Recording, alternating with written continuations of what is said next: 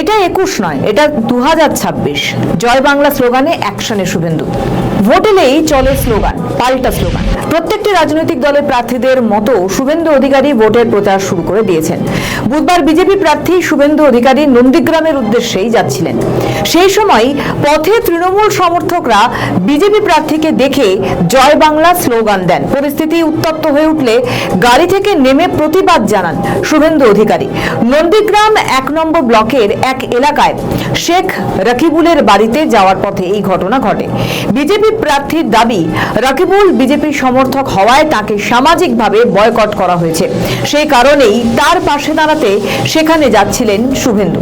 শুভেন্দু অধিকারী যে এলাকা দিয়ে যাচ্ছিলেন জায়গাটি তৃণমূলের শক্ত ঘাঁটি, এমনই দাবি বিজেপির। অভিযোগ, শুভেন্দুকে দেখেই প্রথমে চোর চোর স্লোগান ওঠে, তারপরেই জয় বাংলা ধ্বনি দেওয়া হয়। গাড়ি থেকে নেমে শুভেন্দু বলেন, এইসব করে কোনো লাভ নেই, এবার 21-এর মতো করতে দেব না। আমার অধিকার আছে সবার কাছে আবেদন করার, আমার সঙ্গে সকলের সম্পর্ক ভালো।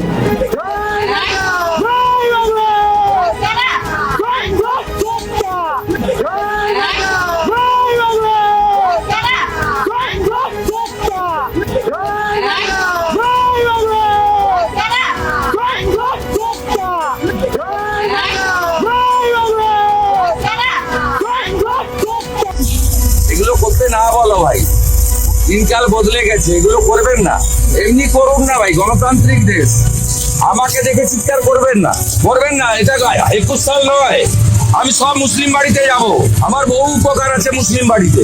এসব করে লাভ নেই, এবারে হবে না ভাই, 21-এর মতো করতে দেবো না। আমার সঙ্গে সবার সম্পর্ক ভালো, আমি এবারে ছাড়বো না, সোজা নেই, আমি ছাড়তে পারলাম না। পাল্টা খোঁচা দিয়ে বেলেঘাটা তৃণমূল প্রার্থী কুণাল ঘোষ বলেন, শুভেন্দু বাংলা বিরোধী, তাই জয় বাংলা স্লোগান শুনতে পাচ্ছেন না। দেবেন, যারা বাংলা বিরোধী তারা তো জয় বাংলা স্লোগানকে ভয় পাবে, তো স্বাভাবিক ব্যাপার। জয় বাংলা স্লোগান তো বাংলা স্লোগান। যারা বাংলাকে ভালোবাসেন, বাংলার উন্নয়ন চান, আমি বাংলায় থাকি, বাংলাকে ভালোবাসি, আমি নিশ্চয়ই আমার বক্তৃতাও যে কোনো জায়গায় আমরা শেষ করি জয় হিন্দ জয় বাংলা বলে।